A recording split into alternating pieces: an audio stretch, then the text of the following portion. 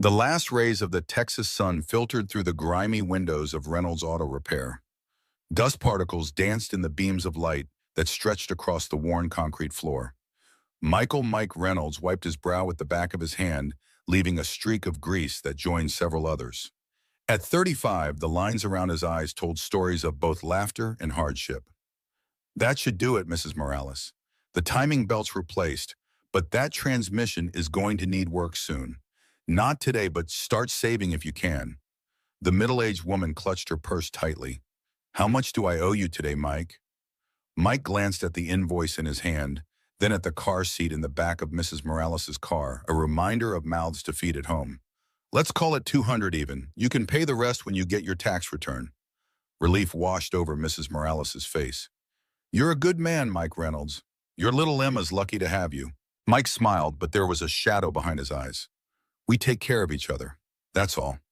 As Mrs. Morales drove away, Carlos, Mike's part-time helper, shook his head. Boss, you can't keep cutting prices. That was at least 300 in parts and labor. She's got 3 kids and her husband's disability check barely covers rent. Besides, she brings us cookies at Christmas.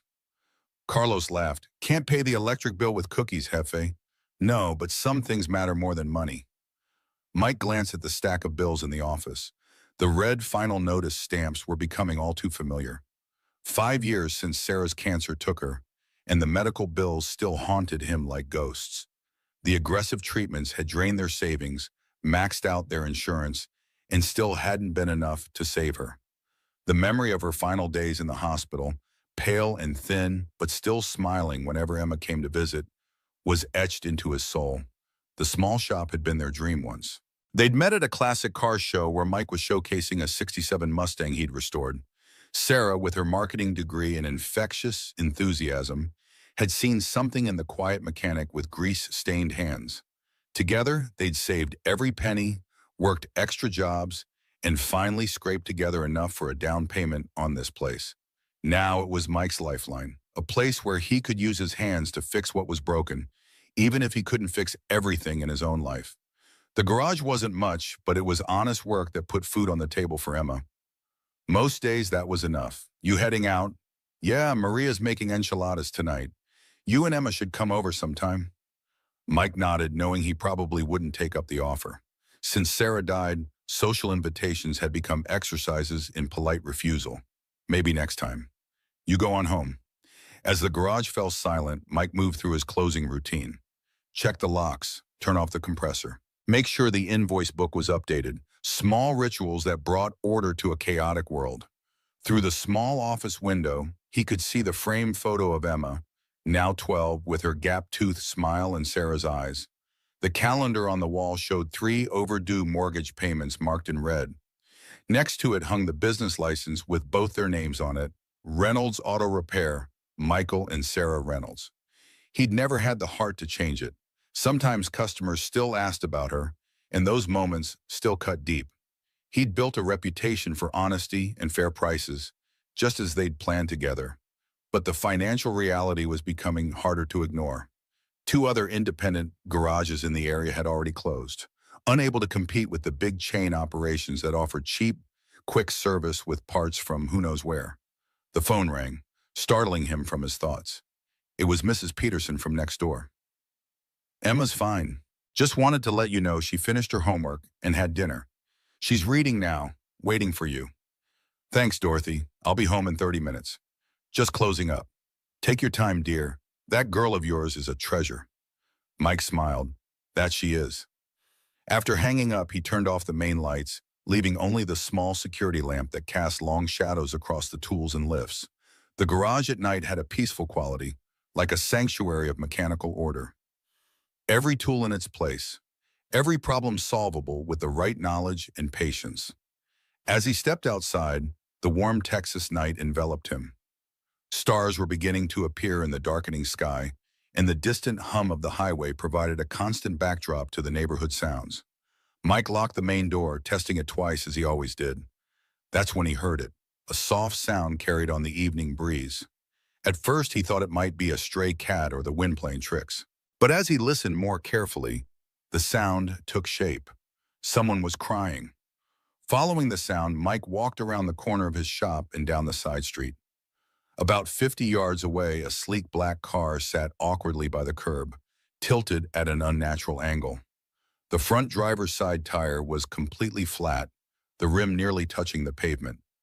Next to it stood a young woman, perhaps 19 or 20, her shoulders shaking as she spoke frantically into her phone. As Mike approached, he could see tears streaming down her face in the glow of the streetlight. Her designer clothes in the luxury car suggested she came from money, but in this moment, she looked as vulnerable as anyone he'd ever seen. "No, Mom, I can't just wait here all night. There were these men in a truck and they kept following me, and I had to take this side street to lose them. And now I've got a flat tire and I'm stuck here alone." Mike slowed his approach, not wanting to startle her. He cleared his throat gently. "Need some help with that tire?" The young woman spun around, her eyes wide with fear. Mike raised his hands slightly, palms forward, to show he meant no harm. The grease-stained Reynolds Auto Repair logo on his shirt seemed to ease her tension slightly. "I'm Mike. I own the garage just around the corner. Couldn't help but notice you've got a flat." The woman wiped at her tears with the back of her hand. "I've been trying to reach someone to help. My mom's in a meeting, and the roadside assistant said it would be at least 2 hours, and I can't." Her voice broke as fresh tears threatened to spill. "It's okay. I can help you get back on the road in about 15 minutes. Mike's voice was calm, steady. "You mentioned someone was following you?" The girl nodded, glancing nervously down the empty street. "A pickup truck, 2 men. They started following me after I left the campus library. I took a few random turns, but they stayed behind me. When I turned down this street, I hit something and—" She gestured helplessly at the flat tire. Mike's jaw tightened. "Well, you're not alone anymore. I'm going to fix this tire, and then you can be on your way. What's your name?" Olivia Morrison." Mike nodded and moved toward the trunk of her car. "You have a spare in here?" Olivia pressed a button on her key fob, and the trunk opened with a soft click. "Yes, I think so. My mom made sure the car had all the emergency equipment when she bought it for me." Mike found the spare tire, jack, and lug wrench neatly arranged in the trunk compartment. "This is good. You've got everything we need." He pulled out the equipment and knelt beside the damaged tire. The car was a late-model luxury sedan, a Mercedes S-Class with all the trimmings, he noted, that probably cost more than Mike would make in 3 years. Yet at this moment, it was just another vehicle with a simple problem he could fix. The 19-inch alloy wheel had a deep gash in it where it had struck something hard, and the run-flat tire, despite its reinforced sidewall, had given up the fight. Modern technology was impressive, but physics always won in the end. As Mike positioned the jack beneath the car's frame, carefully locating the manufacturer's jack point to avoid damaging the undercarriage, he noticed Olivia watching him intently, her phone still clutched in her hand. Sometimes even the fanciest cars need a regular mechanic's hands to get them back on the road. A hint of a smile crossed her face as she wiped away the last of her tears. With practiced efficiency, Mike loosened the lug nuts before jacking up the car. His movements were precise and confident, the result of thousands of similar repairs over the years. The 5-pointed star pattern of the lug nuts was familiar territory, though the special locking nut required the adapter he found in the trunk's toolkit. As he worked, he kept up a gentle conversation, partly to distract Olivia from her fear, and partly because talking through the process was second nature to him when Emma was around. "Always loosen the nuts before you jack up the car. Gives you better leverage. Then once it's up, you can take them off completely." Olivia nodded, seeming to appreciate the distraction of the impromptu lesson. "My dad used to work on cars when I was little, before he died." Mike looked up briefly. "I'm sorry about your dad. It was a long time ago. I was 14. The shared understanding of loss passed silently between them as Mike removed the damaged tire. He examined the sidewall and found a large gash. "Looks like you ran over something sharp. Probably happened when you were making those quick turns." Olivia hugged herself against the evening chill that had nothing to do with the temperature. "They kept getting closer no matter how many turns I made. I don't even know who they were or what they wanted." Mike's expression darkened as he mounted the spare tire. Some people see a young woman alone in an expensive car and think she's an easy target. You did the right thing getting away from them. He tightened the lug nuts in a star pattern, making sure the wheel was properly seated. Each nut needed to be tightened to about 110 foot-pounds of torque, but without his torque wrench, he relied on the feel developed over decades of work. Too loose and the wheel could come off, too tight and you could strip the threads or even break a stud. It was a balance that machines couldn't always get right, but experienced hands knew by feel. My dad always told me that if I ever felt unsafe while driving, I should head to a police station. But I got so turned around, and then the tire. Mike lowered the car and gave the lug nuts a final tightening. That's good advice, but you're safe now, and you'll be on your way in just a minute. He stood and dusted off his hands on his jeans. The spare's on tight. It's not meant for long-term use, so you'll want to get a proper replacement tomorrow.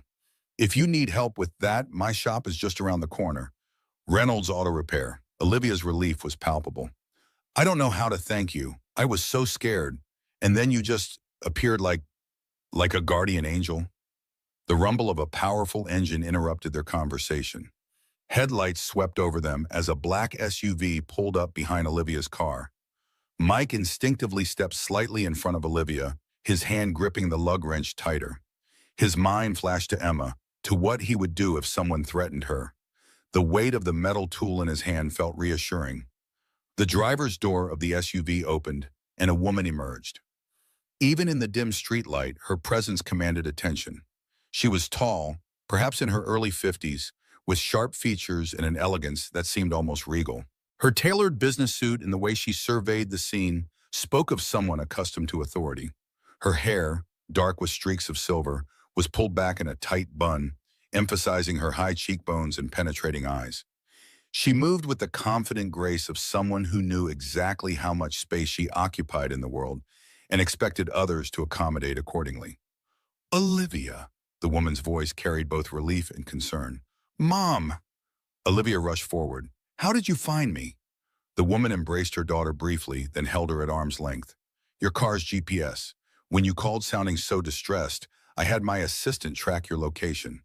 Are you hurt? No, I'm fine now. This man helped me. He fixed the flat tire.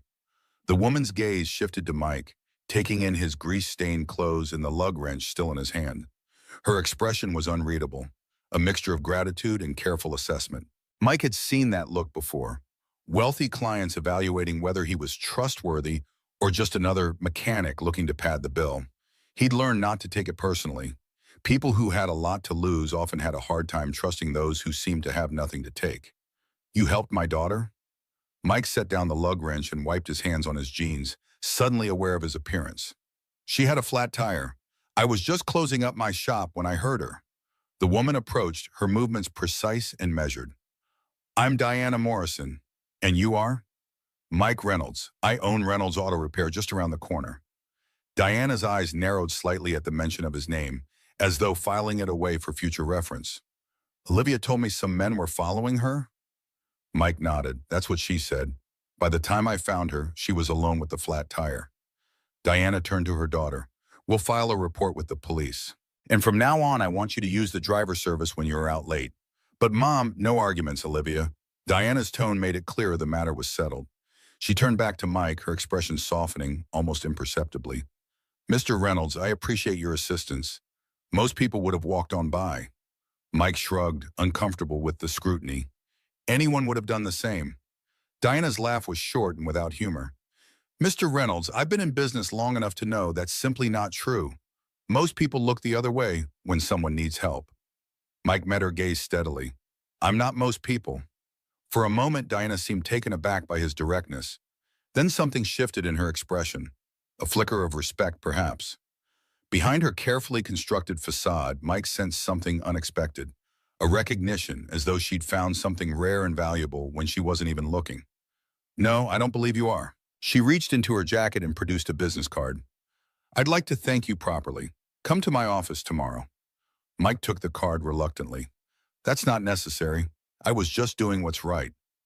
Diana smiled, a calculated expression that didn't quite reach her eyes. What's right and what's necessary are often the same thing, Mr. Reynolds. 10 o'clock tomorrow morning. My assistant will be expecting you. Before Mike could protest further, Diana turned and guided Olivia toward the SUV. The younger woman looked back over her shoulder. Thank you again, Mr. Reynolds. Mike nodded, watching as both women climbed into the vehicle. The SUV pulled away smoothly, leaving him alone on the darkened street with a business card in his hand and the distinct feeling that his life had just taken an unexpected turn. The small house was quiet when Mike entered, save for the soft ticking of the kitchen clock. Mrs. Peterson had left a note on the counter. "Emma's asleep. Leftovers in the fridge. You work too hard, Mike." He smiled at the motherly concern. Dorothy Peterson had been a godsend after Sarah passed. The retired school teacher lived next door and had taken Emma under her wing, providing after-school care when Mike had to work late. She'd been there on the worst days, making sure Emma ate properly and got to school on time when Mike could barely function.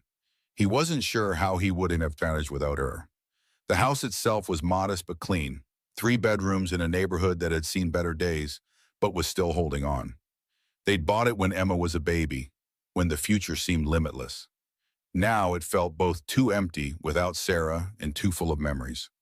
Some nights Mike still woke up reaching for her, only to find cold sheets beside him. Mike moved quietly through the house, checking on Emma before settling at the kitchen table. His daughter slept peacefully, her science textbook still open beside her bed. She'd always been a good student, something she got from Sarah. Mike gently closed the book and pulled the blanket up to her shoulders.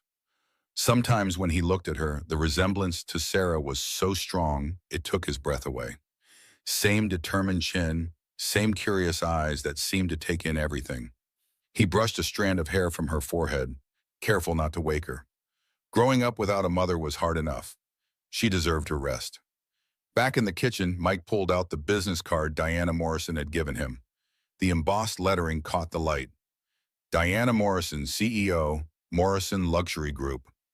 Below was an address in downtown Dallas, in one of those gleaming skyscrapers Mike usually only saw from a distance. The card was thick, cream-colored stock with raised silver lettering, the kind of detail that spoke of serious money. He ran his thumb over the raised letters, considering. The Morrison name was familiar. Their company owned several high-end car dealerships in Texas, along with real estate and other ventures. He'd seen their billboards and occasionally worked on their vehicles when they came through local owners. Morrison Luxury Automotive was known for its exclusive clientele and showrooms that looked more like art galleries than car lots.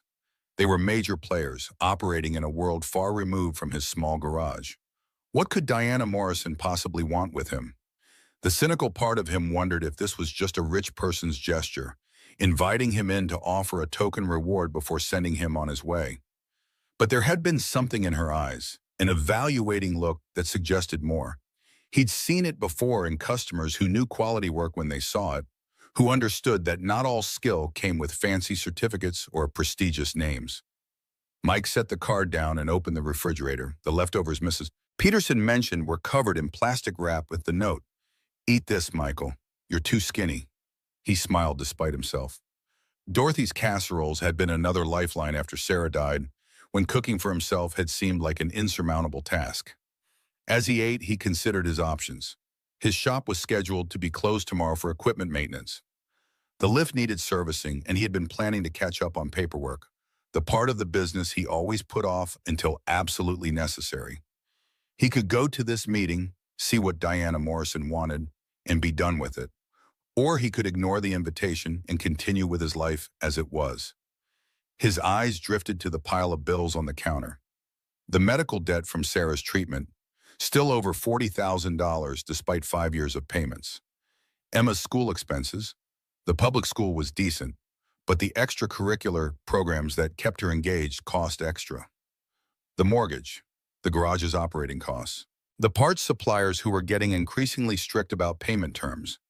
Each month was a careful balancing act, robbing Peter to pay Paul. Carlos was only getting 20 hours a week because Mike couldn't afford more help, even though the work was there.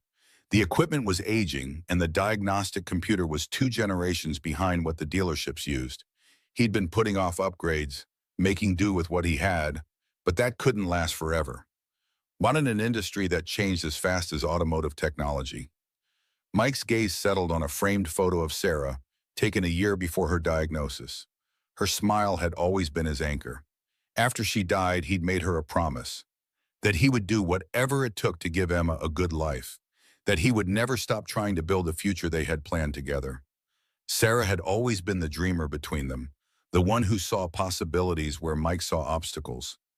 Take the chance, she would have said. What's the worst that could happen? Whatever Diana Morrison wanted, he owed it to his family to at least hear her out. Decision made, Mike finished his dinner and headed to bed, setting his alarm earlier than usual. If he was going downtown, he'd need to allow extra time and find something presentable to wear. The next morning, Mike woke to the smell of coffee brewing. He found Emma in the kitchen, carefully pouring a cup for him. "You're up early, pumpkin." Emma smiled, her gap-toothed grin a reminder that she was growing up too fast. "Mrs. Peterson said you came home super late. I wanted to make you breakfast." The simple gesture tightened Mike's throat. "Thanks, Em. You didn't have to do that." She shrugged, already pulling eggs from the refrigerator. "Dad, your good shirt is ironed. I did it last night before bed." Mike raised an eyebrow. "My good shirt?" Emma rolled her eyes in that particular way that only preteens could perfect. "I heard you talking to yourself last night about going downtown for a meeting.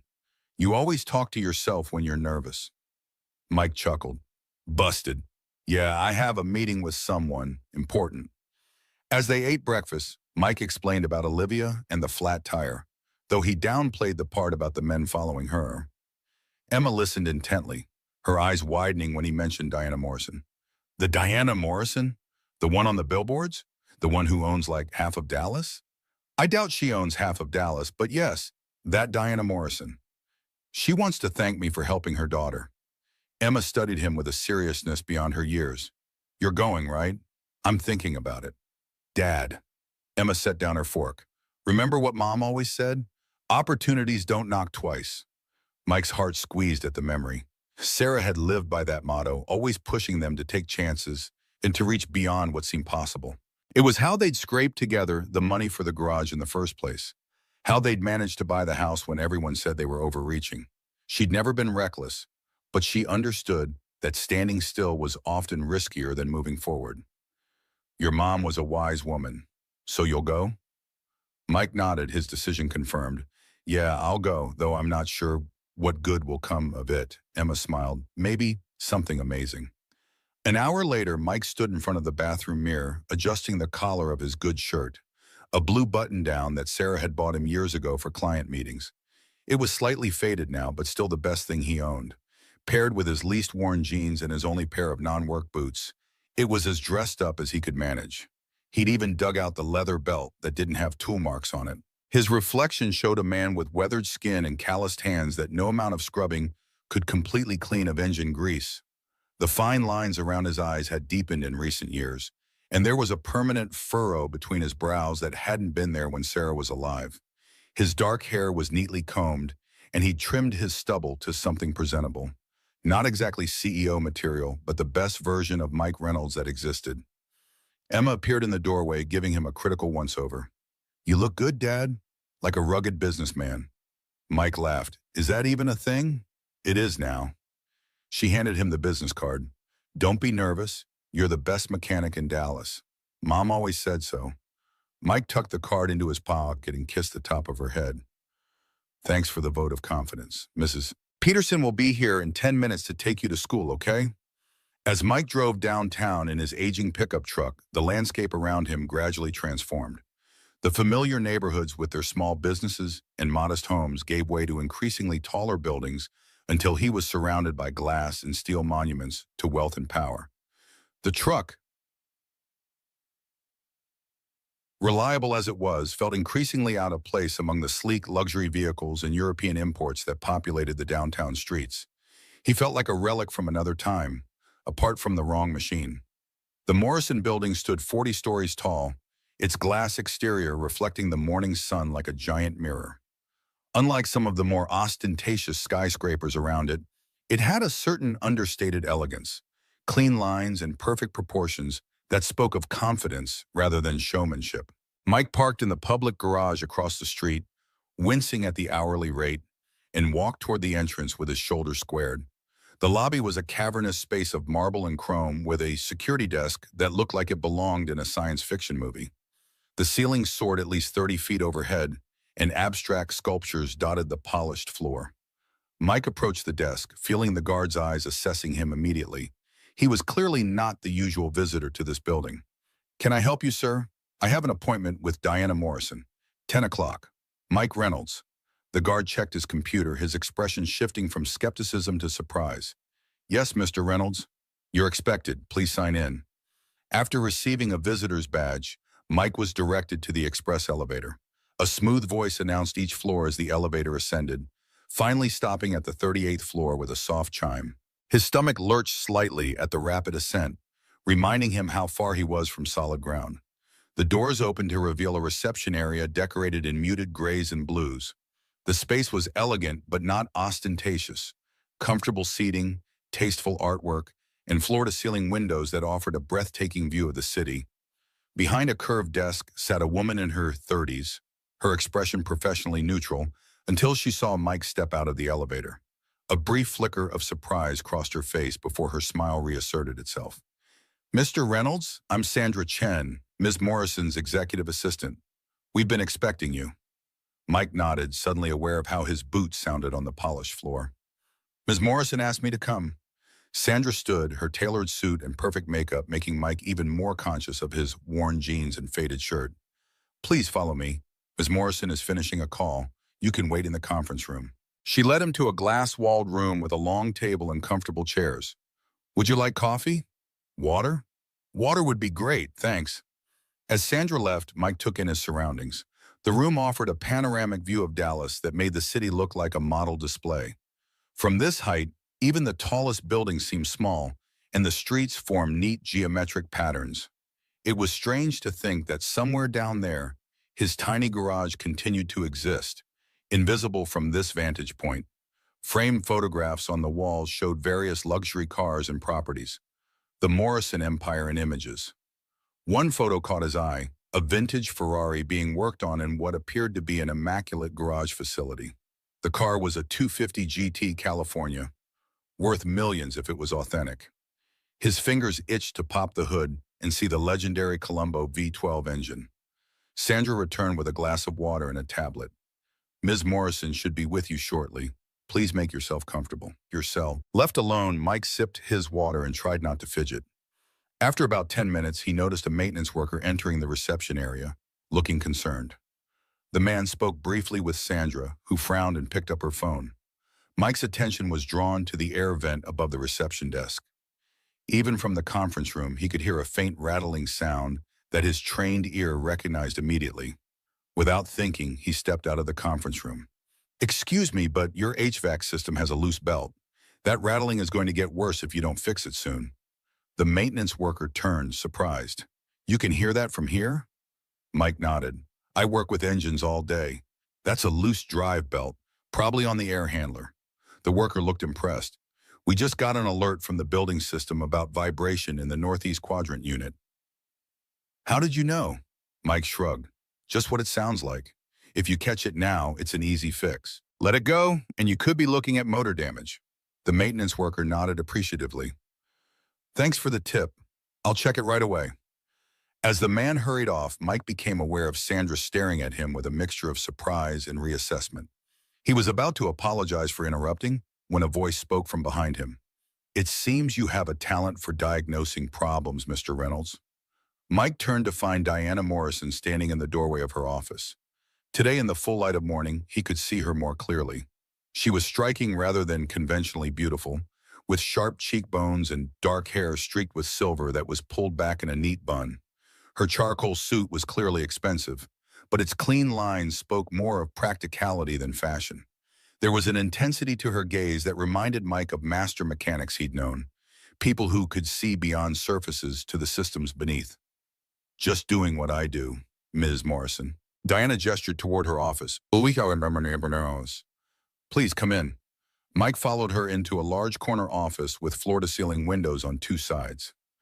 Unlike the sleek, impersonal reception area, Diana's office contained personal touches, photographs, what appeared to be mechanical models, and surprisingly, a vintage car engine part displayed like sculpture on a pedestal. Looking closer, Mike recognized it as a perfectly restored carburetor from a 1960s-era Ferrari, a mechanical work of art to those who understood such things. Please sit. Mike took a seat in one of the chairs facing her desk, noticing they were more comfortable than they looked. Diana sat across from him, her posture perfect. Before we begin, I want to thank you again for helping Olivia last night. The police confirmed this morning that there have been several reports of men in a pickup truck following young women in that area. A muscle in Mike's jaw tightened.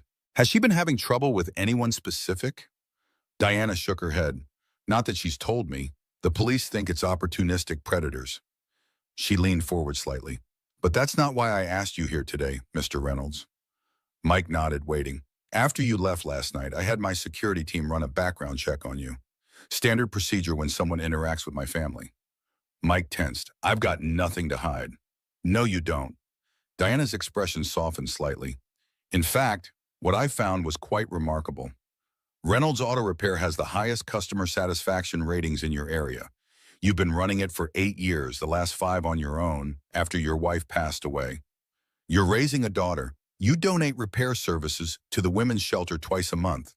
You've never had so much as a parking ticket. Mike shifted uncomfortably under her scrutiny. It's just how I was raised. Do right by people. Diana leaned back in her chair. And do you find that philosophy serves you well in business, Mr. Reynolds? I sleep well at night. My customers come back.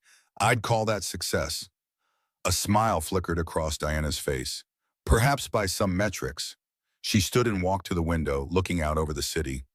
Morrison Luxury Group operates a fleet of vehicles. Limousines for executives, transport for clients, demonstration models from our dealerships. Currently valued at over $12 million. She turned to face him. And I have a problem, Mr. Reynolds. My current fleet manager is retiring, and I need someone who understands not just the mechanics of high-end vehicles, but the importance of integrity. Mike blinked, taken aback. You want me to manage your fleet? Diana returned to her desk and pressed a button. A screen descended from the ceiling, displaying photographs of a large, immaculate garage facility filled with luxury vehicles. The space was a mechanic's dream. Spotless floors, state-of-the-art lifts, diagnostic equipment that would make dealerships envious, and row upon row of vehicles that belonged in museums rather than on roads. The Morrison Automotive Center houses 68 vehicles, from Bentleys to Ferraris. We employ 12 mechanics and 3 administrative staff. The position oversees all maintenance, ensures vehicles are ready for client use, and manages the team. The salary is 3 times what you currently make at your garage, plus benefits and performance bonuses. Mike stared at the images on the screen, trying to process what she was saying. The facility was unlike anything he'd ever worked in. Climate-controlled, with specialized tools for exotic materials, diagnostic computers that could pinpoint issues in milliseconds, and an inventory system that tracked every part down to the smallest bolt. It was the difference between a corner grocery and a gourmet supermarket. The vehicles themselves represented the pinnacle of automotive engineering, handcrafted masterpieces where form and function achieved perfect harmony. Why me? You must have people lined up for a job like this. Diana's expression became thoughtful. I have 23 applicants with advanced degrees and experience managing luxury dealerships. What I don't have is someone I can trust. Trust? You don't even know me. I know enough. Diana leaned forward, her gaze intense. When you found my daughter last night, you didn't see a rich girl with a fancy car. You saw someone who needed help. That tells me everything about your character. Mike hesitated, his mind racing. This was beyond anything he'd imagined when he decided to come today. It was an opportunity that could change everything. Financial security for him and Emma, a chance to work with dream machines he'd only glimpsed from a distance, benefits that would include healthcare without the crushing deductibles that had made Sarah's illness so financially devastating. But it was also terrifying, a complete upheaval of the life he'd built. What about his customers, the people who depended on him, and what about Carlos? What about the garage that he and Sarah had poured their hearts into? This is unexpected. Diana smiled, a genuine expression that transformed her face. The best opportunities often are, Mr. Reynolds, but I don't expect an immediate answer. This would be a significant change for you. She slid a folder across the desk toward him. This contains all the details of the position, including compensation, benefits, and responsibilities. Take it home, review it. The position would begin with a 3-month probationary period for both our benefit. If it doesn't work out, You can return to your garage with a generous severance. Mike took the folder, still stunned. I'll need to think about this. Talk to my daughter. Of course. Diana stood signaling the end of the meeting. I'll need your answer by Friday. And Mr. Reynolds? Yes? In my world, it's often easy to find people with talent.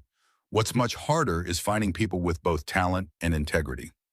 As Mike rode the elevator back down to the lobby, the weight of the folder in his hands seemed to represent the weight of the decision before him. By the time he reached his truck, his mind was already spinning with possibilities and fears. The salary figure he glimpsed in the folder would pay off Sarah's medical bills in months, not decades. It would mean college for Emma without crushing debt. It would mean security he hadn't felt in years. But it would also mean leaving behind the business he and Sarah had built together, the last tangible piece of their shared dream. It would mean entering a world where he might not belong, where his hands-on approach might clash with corporate politics. It would mean trusting that Diana Morrison's assessment of his character would be shared by those under her. What would Sarah have said? He could almost hear her voice. Sometimes the scariest choices lead to the most beautiful destinations. As he drove back toward his neighborhood, Mike knew he was approaching a crossroads that would change everything. And for the first time in years, he allowed himself to feel something he'd nearly forgotten: hope. 3 days after accepting Diana Morrison's offer, Mike Reynolds stood at the entrance of the Morrison Automotive Center, taking a deep breath before pushing open the glass doors. The decision hadn't been easy. Emma had been ecstatic at the news, while Mrs. Peterson had cautiously advised him to read all the fine print. Carlos had understood when Mike explained the situation, even offering to keep an eye on the garage while Mike figured out his next steps. Mike hadn't closed his shop yet. The 3-month probation period at Morrison meant keeping his options open was the smart move. The Morrison Automotive Center was located in a renovated warehouse on the outskirts of Dallas, close enough to downtown for convenience, but with enough space for the extensive operation. From the outside, the building looked understated, its red brick exterior restored to highlight its industrial heritage. Only the discreet Morrison logo above the entrance hinted at what lay inside. As Mike entered, the contrast couldn't have been more stark. The interior was a cathedral to automotive excellence. Polished concrete floors so clean you could eat off them, state-of-the-art equipment arranged with surgical precision, and perfect lighting that eliminated shadows under even the most complex machinery. And the cars, row upon row of automotive royalty, from classic Aston Martins to the latest Italian supercars, each worth more than Mike's house and garage combined. A man in his early 50s approached, his pressed uniform and rigid posture suggesting military background. His silver hair was cut in a precise crew cut, and his eyes held the cold calculation of someone sizing up a potential threat. "You must be Reynolds, Victor Harmon, operations manager." His handshake was firm to the point of discomfort, a power move Mike had encountered before. "Good to meet you, Victor."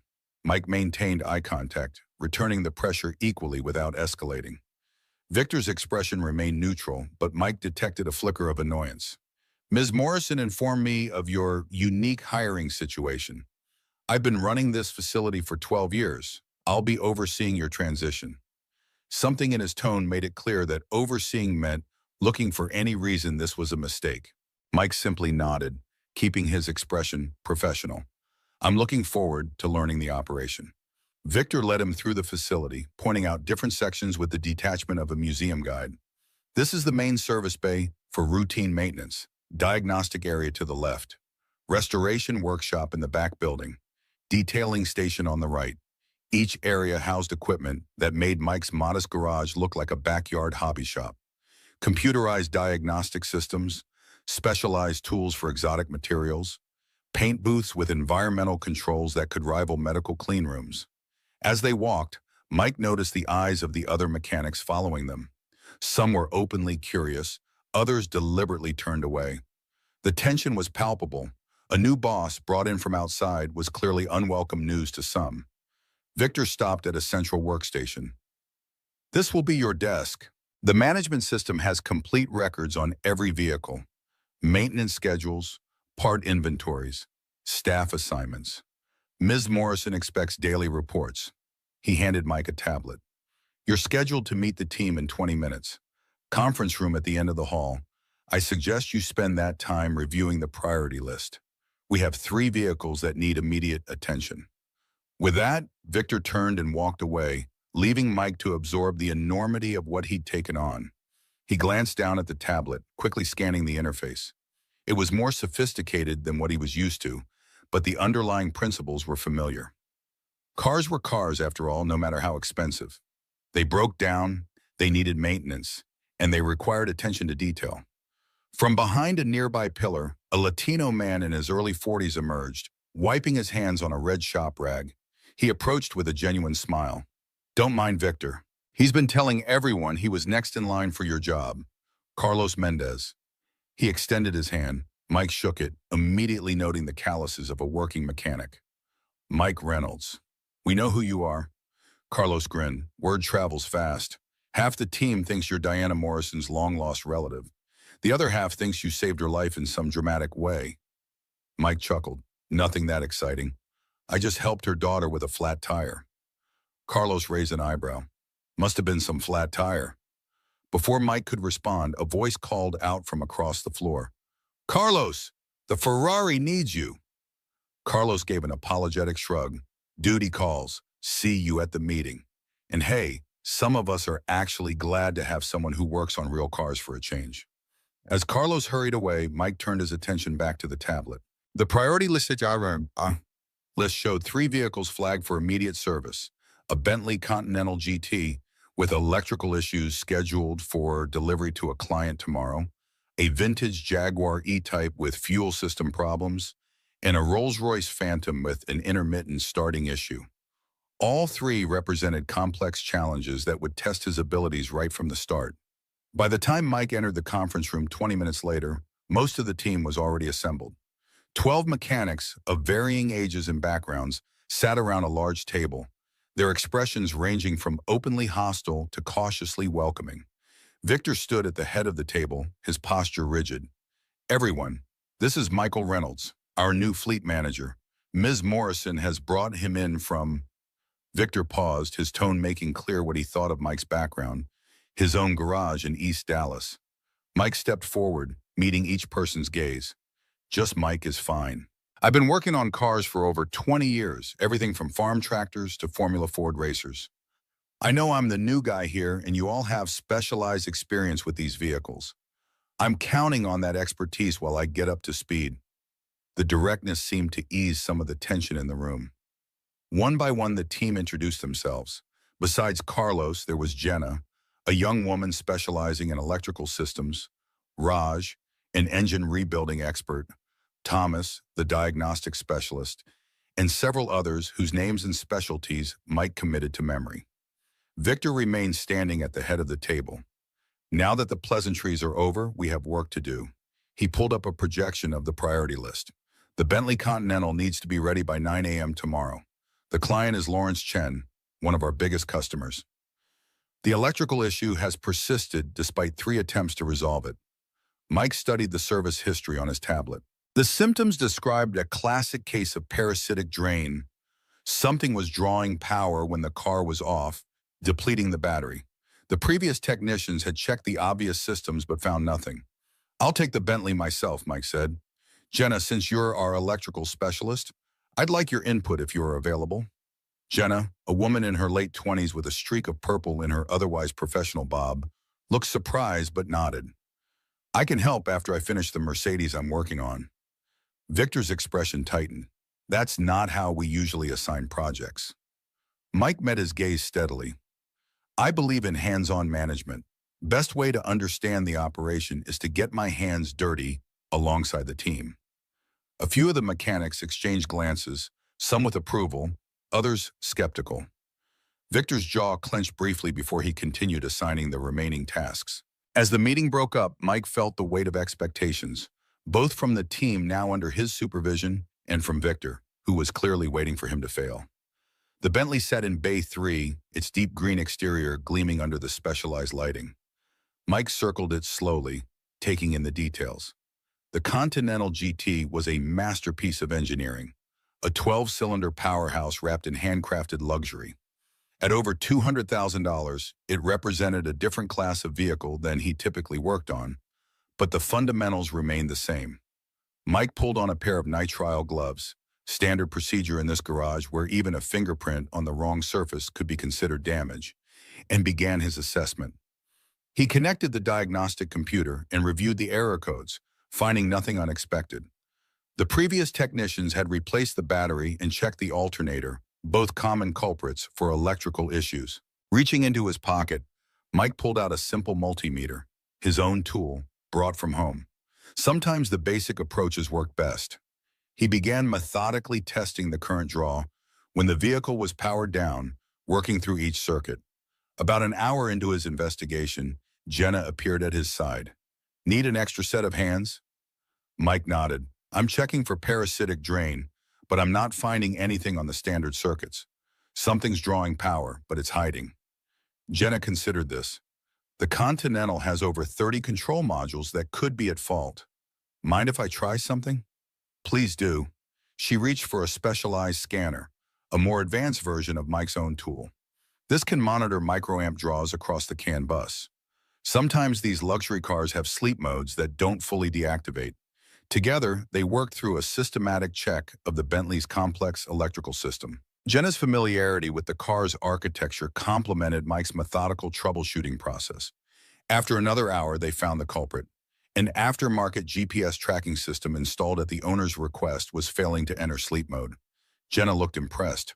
Most guys who come in as managers wouldn't have started with actual diagnosis. They just delegate and take credit. Mike shrugged as he began repairing the faulty connection. "That's not leadership. That's just passing the buck. Besides, I learned more about the team by working with them than by watching them." By the end of his first day, Mike had successfully resolved the Bentley's issue and begun to establish a rapport with at least half the team. Carlos had proven particularly helpful, offering insights into the facility's operations and the various personalities at play. Victor had remained distant, checking in periodically with thinly veiled skepticism. As Mike prepared to leave, Victor approached him one final time. "The Bentley's fixed?" "Yes." Faulty connection on the aftermarket GPS unit was preventing it from entering sleep mode. "It's resolved and tested. The paperwork is complete." Victor studied him for a moment. "Beginner's luck, perhaps. Tomorrow won't be so simple. We have the quarterly safety inspection. Every vehicle gets checked, every system tested. I'll be ready. See that you are. Ms. Morrison doesn't tolerate failures when it comes to safety." As Mike drove home that evening, he reflected on the day's challenges. The technical aspects of the bomb were within his capabilities, even with the more exotic vehicles. The human element would prove more difficult. Victor clearly saw him as a threat, and several team members seemed to have aligned with the operations manager. Others, like Carlos and Jenna, appeared willing to give him a chance. Emma was waiting eagerly when he arrived home, bombarding him with questions about the cars and the facility. Her excitement was contagious, temporarily pushing aside his concerns. "Did you drive any of them? Which one was your favorite? Are there any Lamborghinis?" Mike laughed. "No driving yet, just fixing." "And yes, there are two Lamborghinis, an Aventador and a Huracan. But honestly, the most impressive might be the classic Ferrari 250 GT they're restoring." "That's automotive royalty." Emma's eyes widened. "Can I see them sometime?" "I think that could be arranged. Maybe this weekend if I can clear it with Ms. Morrison." As Emma chattered on about supercars, Mike found himself grateful for her enthusiasm. It reminded him why he'd taken this chance, not just for financial security, but to open new doors for both of them. The next morning arrived with new challenges. The quarterly safety inspection was no small task. Each of the 68 vehicles required a comprehensive check of all critical systems. Victor had divided the fleet among the technicians, but had assigned Mike the oldest and most complex vehicles, an obvious attempt to overwhelm him. As Mike reviewed the inspection protocols, he noticed something concerning. The checklist for the brake systems seemed incomplete, missing several key points for vehicles with carbon ceramic brake systems, a common feature in high-performance cars. These specialized brakes require different inspection parameters than conventional systems. Mike approached Victor, who was reviewing assignments with Thomas. "Victor, I noticed something about the brake inspection protocol. It doesn't include specific checks for carbon ceramic systems." Victor barely looked up from his tablet. We've been using these protocols for years without issue. But carbon ceramics degrade differently than standard rotors. They can develop microfractures that won't show up in a visual inspection. We should be doing ultrasonic testing at minimum. Victor's expression hardened. Are you suggesting our safety protocols are inadequate? I'm suggesting they could be more comprehensive. Given the value of these vehicles and the safety implications, that's enough. The protocols were developed by certified engineers and approved by management. If you want to make changes, submit a formal proposal through proper channels. For now, follow the established procedures. Mike recognized the bureaucratic brush-off for what it was. As Victor walked away, Carlos approached, having overheard the exchange. He's not going to listen, no matter how right you are. Victor hates being corrected, especially by the new guy. These aren't just any cars. If a brake system fails at the speeds these machines can reach. I know. Carlos glanced around to ensure they weren't being overheard. Look, we have ultrasonic testing equipment in the diagnostic lab.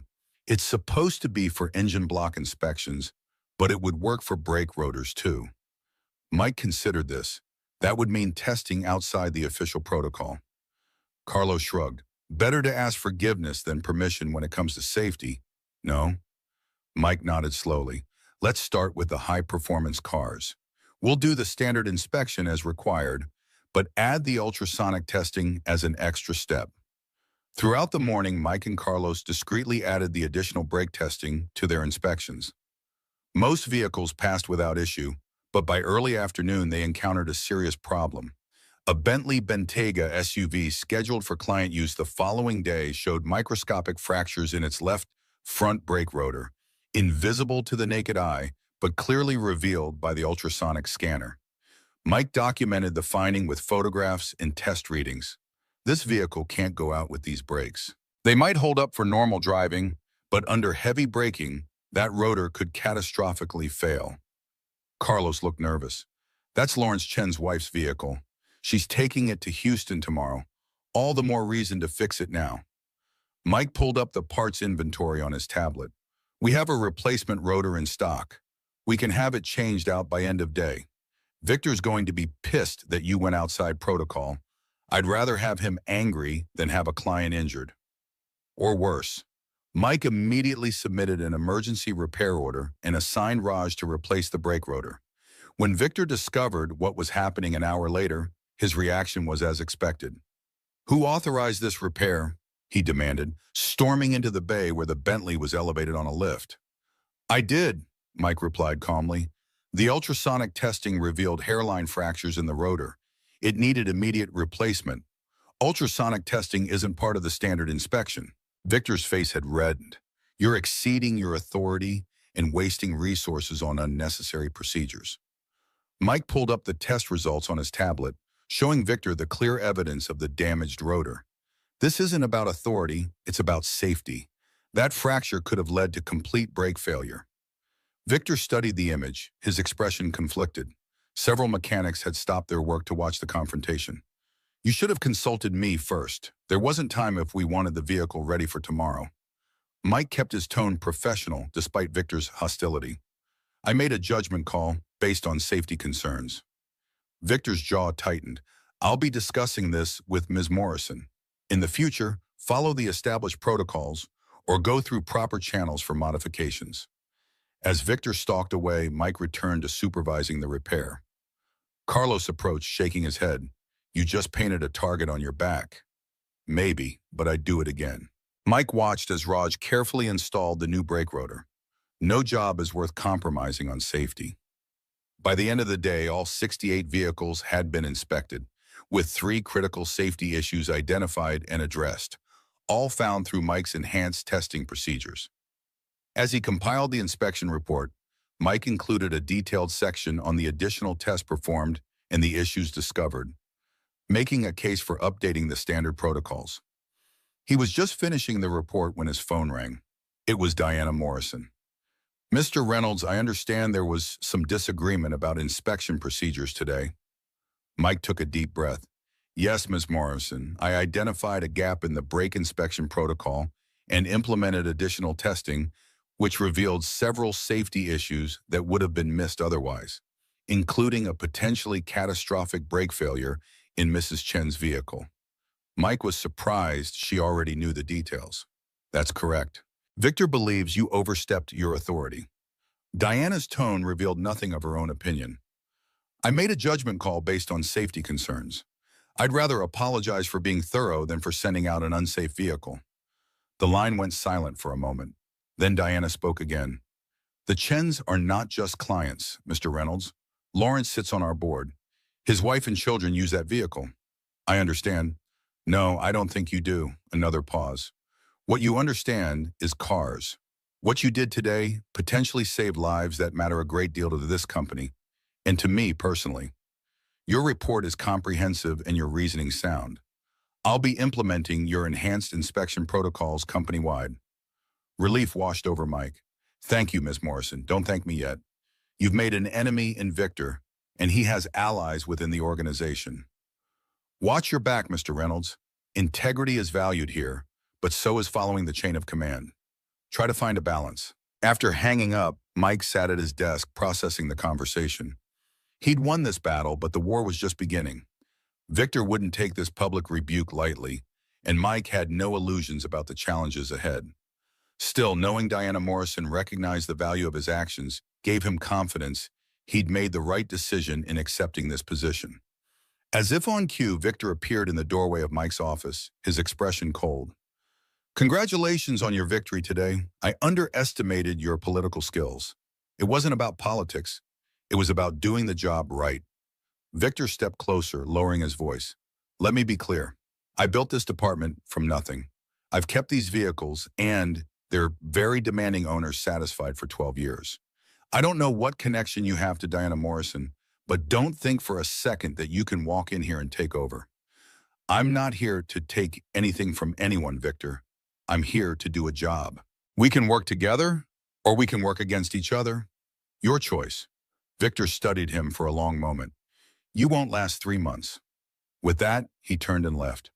Mike exhaled slowly, realizing the true challenge of this position would have little to do with the complex machines in the garage and everything to do with the people who maintain them. The following Saturday, Mike brought Emma to the facility for a tour. Diana had approved the visit, seeing it as an opportunity to encourage the next generation's interest in automotive excellence. Emma's eyes had grown progressively wider as Mike showed her each section of the massive garage, explaining the functions of equipment and introducing her to the weekend staff. This is the restoration area, Mike explained, as they entered a separate climate-controlled building. Here they rebuild classic cars, sometimes spending years to get every detail perfect. Inside, a team of specialists was working on a 1962 Ferrari 250 GT, its engine completely disassembled on a specialized workbench. The car's iconic red body sat nearby, partially stripped for refinishing. Emma approached reverently, careful not to touch anything. How much is it worth? When it's finished, probably around $4 million. Emma's jaw dropped. $4 million? For a car? For a piece of history, Mike corrected with a smile. Only 36 of these were ever made. As they continued their tour, Emma spotted Olivia entering the main building. The older girl noticed them immediately and came over with a smile. Mike. Emma, I didn't know you'd be here today. Ms. Morrison approved a tour, Mike explained. Emma's been dying to see the place. Olivia turned to Emma with genuine warmth. Want to see my favorite? It's the Aston Martin in Bay 12, the one from the James Bond movies. As the girls walked ahead, chatting easily despite their age difference, Mike felt a strange sense of worlds colliding. Emma, in her second-hand jeans and public school t-shirt, walking alongside Olivia in designer clothes that probably cost more than a month of Mike's salary. Yet there was an ease between them, a natural connection that transcended their different circumstances. They make an unlikely pair, don't they? Mike turned to find Diana Morrison standing beside him, her usual formal attire replaced by more casual pants and a blouse. Still elegant, but less corporate. Ms. Morrison, I didn't know you'd be here today. Diana, please. When we're not in a formal setting, she watched the girls examining the Aston Martin's interior. Olivia told me she's been texting with Emma all week. It's the most animated I've seen her in some time. They both lost their mothers, Mike said quietly. That creates a bond. Diana nodded, her expression softening. Yes, it does. They stood in companionable silence, watching as Olivia explained something about the car's features to an enthralled Emma. How are you finding the position so far? Diana asked finally. Challenging, rewarding, occasionally contentious? Victor giving you trouble? Nothing I can't handle. Mike hesitated, then decided on honesty. He's protective of what he's built. I respect that, even if his methods are counterproductive. Diana's lips quirked in what might have been amusement, a diplomatic answer. Victor has been valuable to this company, but he resists change, and he's never had to face the consequences of cutting corners. Mike glanced at her, surprised by her candor. You knew about the inspection protocols. I suspected. Diana met his gaze directly. This company bears my name, Mr. Reynolds. I don't tolerate shortcuts when it comes to safety, regardless of how long someone has just worked for me. Before Mike could respond, the girls returned, Emma's face flushed with excitement. Dad, Olivia says there's a car show next weekend with a bunch of these cars actually driving. Can we go? Mike looked to Diana, unsure of the protocol for such requests. Diana smiled slightly. Actually, Morrison Group is sponsoring the event. Several of our vehicles will be participating. She turned to Emma. Would you like to attend as our guests? There's a VIP section with much better access to the cars and drivers. Emma's eyes widened. Really? That would be amazing. Diana nodded. I'll have my assistant arrange it. She glanced at Mike. Perhaps your father can even drive one of our showcase vehicles in the parade lap. Now it was Mike's turn to be surprised. Me? Consider it part of your training. Diana's expression was unreadable, but there was a hint of amusement in her eyes. A fleet manager should be familiar with how these vehicles perform, not just how they're maintained. As Diana walked the girls toward the classic car collection, Mike found himself reassessing his new employer. Behind her controlled exterior and business acumen, there was a thoughtfulness he hadn't expected. The offer to include Emma in the car show was generous, but it was the matter-of-fact way Diana had done it, without condescension or making it seem like charity. That impressed him most. The weekend visit had boosted Mike's determination to succeed in this position, not just for financial security, but to show Emma that new worlds were possible. Monday morning found him arriving early, ready to tackle the week's challenges. He was reviewing the schedule when Carlos rushed in, his expression troubled. We've got a problem, the Ferrari 488. It was serviced last week for a routine maintenance, but the client just called. It's making a strange noise and the check engine light is on. Victor's furious. Who did the service? That's the thing, it was assigned to you. Mike frowned. I never touched that Ferrari. The work order says you did. Signed off and everything. Show me. Carlos led him to a computer terminal and pulled up the service record. Sure enough, the digital work order showed Mike as the technician who had performed the 15,000-mile service on a Ferrari 488 Pista and $350,000 vehicle he had never laid hands on. This is wrong. I never serviced this car. I wasn't even in that section of the garage last week. Carlos looked nervous. The client is Lawrence Chen, the same guy whose wife's car had the brake issue. He's demanding answers. The implications were clear. Someone had falsified records to make it appear Mike had mishandled an important client's vehicle, a serious accusation in an industry where reputation was everything. Where's the car now? Being flatbedded in. Should be here in 20 minutes. And Victor, in his office, making calls, probably to Ms. Morrison. Mike's jaw tightened. All right. When the Ferrari arrives, I want to inspect it myself, every inch, and pull the security footage from the service area for the dates on that work order. If someone's setting me up, they made a mistake somewhere. Carlos hesitated. That's going to make Victor even more angry. I'm already being accused of incompetence. Might as well be thorough about proving otherwise. As predicted, Victor was livid when he discovered Mike was personally investigating the Ferrari issue. He cornered Mike in the diagnostic bay just as the vehicle was being unloaded from the flatbed.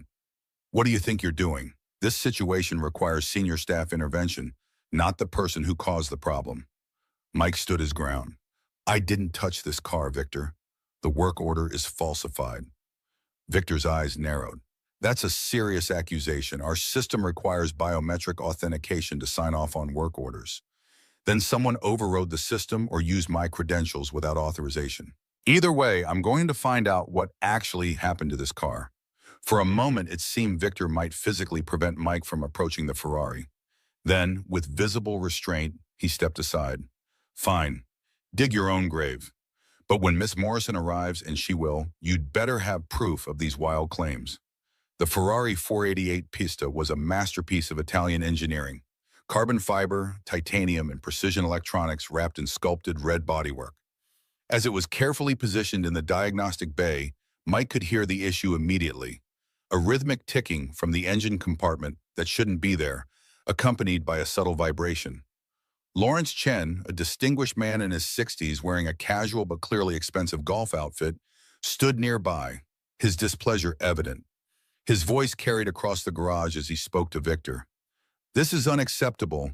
I entrust my collection to Morrison because I expect perfection. This car was flawless before your service." Mike approached, introducing himself respectfully. "Mr. Chen, I'm Mike Reynolds, the new fleet manager. I understand there's an issue with your Ferrari, and I want to assure you we'll identify and resolve the problem immediately." Chen studied him with the shrewd assessment of a successful businessman. "You're the one who found the brake issue on my wife's Bentley." "Yes, sir. And I'm going to find out exactly what's happened here as well." Something in Mike's straightforward manner seemed to reassure Chen. "Very well. Show me what you find." With Carlos's assistance, Mike began a methodical investigation of the Ferrari. He connected the diagnostic computer, reviewed the error codes, and then physically inspected the engine compartment. Within 15 minutes, he had identified the issue, a loose fastener on an exhaust heat shield, causing the ticking sound and triggering the sensors. But as he continued his inspection, Mike discovered something far more concerning. Several of the main engine mount bolts had been deliberately left loose, not enough to cause immediate failure, but sufficient to create progressive damage that would eventually lead to catastrophic engine problems. "This isn't a maintenance oversight," Mike said quietly to Carlos. "This was intentional sabotage." Carlos paled. Who would do that? Someone who wanted to make me look incompetent and put a client in danger. Mike's expression hardened as he documented the evidence with photographs. "Let's fix the immediate issues, and then I need to see that security footage." As they worked, Mike noticed Diana Morrison had arrived and was speaking with Victor near the entrance. Her expression was serious as Victor gesticulated toward the Ferrari. Within an hour, Mike had resolved the heat shield issue and properly torqued the engine mount bolts. The Ferrari purred perfectly during the test run, all warning lights extinguished. Mr. Chen seemed impressed. "That was efficient. What exactly was the problem?" Mike showed him the documentation explaining the technical issues without talking down to him. Chen listened attentively, his expression growing more concerned as Mike detailed the loose engine mounts. "You're saying this was deliberate?" "The evidence suggests that, yes." Mike met Chen's gaze directly. "These bolts don't loosen themselves, and they weren't part of the routine service procedure. Someone intentionally tampered with your vehicle." Chen's expression darkened. "I want to know who, and I want them removed from servicing my collection." "We're investigating now, sir. You have my word we'll get to the bottom of this." As Chen left with a loaner vehicle, Diana approached Mike, her expression unreadable. "My office, now, and bring your evidence." 20 minutes later, Mike sat across from Diana in her office at the facility, laying out the photographic evidence and service records. "The digital records show I performed this service, but I never touched this car. The timestamp shows the work being done Thursday afternoon, when I was actually meeting with the parts supplier about the new inventory system. Diana herself had authorized that meeting." Diana examined the photos of the loose engine mount bolts. "And these weren't simply overlooked during service?" "Impossible." Mike shook his head. "These bolts are torqued to precise specifications and locked with thread compound. They couldn't work loose accidentally, and they weren't included in the routine service procedure anyway. Someone deliberately loosened them, enough to cause progressive damage but not immediate failure, which would make the problem appear after you had signed off on the service." "Exactly." Mike met her gaze steadily. "Someone wants me to fail, Ms. Morrison. They're willing to sabotage a client's vehicle and potentially put lives at risk to make that happen." Diana's expression hardened. "What do you need to prove it?" "Security footage from the service area for last Thursday, and access to the system logs to see who actually entered my credentials." She nodded and picked up her phone. Sandra, I need the security team to provide Mr. Reynolds with complete access to last week's garage footage and the system audit logs for the service management software. Priority authorization. Tell them I want it within the hour. After hanging up, Diana studied Mike thoughtfully. You've made quite an impression in your short time here, Mr. Reynolds. Not everyone appreciates having their methods questioned or their territory encroached upon. I'm not here to step on toes. I just won't compromise on safety or integrity. A good policy. Diana's expression softened slightly. But remember what I said about making enemies. Victor has been with the company since the beginning. He has connections throughout the organization and with several key clients, including Lawrence Chen. Diana's slight hesitation was answer enough. They belonged to the same golf club. Victor handled his collection personally for years. Until you hired me. Until I hired you. Diana leaned forward. Find the proof, Mike. Hard evidence that can't be disputed. If someone on my team is willing to endanger a client to protect their position, I need to know who. But be careful. Whoever did this has already shown they're willing to cross lines that shouldn't be crossed. As Mike left Diana's office, the weight of the situation settled fully upon him. This wasn't just about professional rivalry or workplace politics. Someone had deliberately sabotaged a vehicle, potentially endangering lives, to discredit him. The stakes were far higher than he had imagined when accepting this position. Carlos was waiting near the service bay, his expression concerned. You okay? What did she say? She's authorized access to the security footage and system logs. Mike's determination was evident in his voice. We're going to find out who did this. You think it was Victor? Mike considered this. He has the most obvious motive, but we need proof. No accusations without evidence. As they walked toward the security office, Mike's phone buzzed with a text from Emma. How's work? Is everything okay?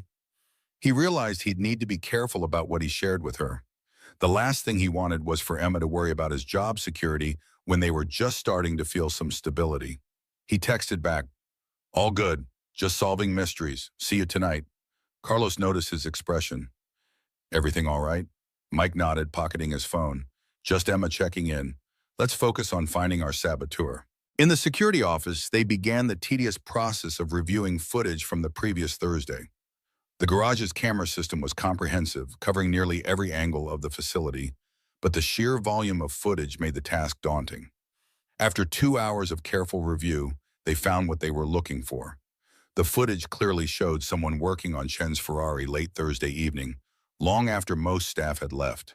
The figure moved with purpose, deliberately loosening the engine mount bolts and then accessing a computer terminal.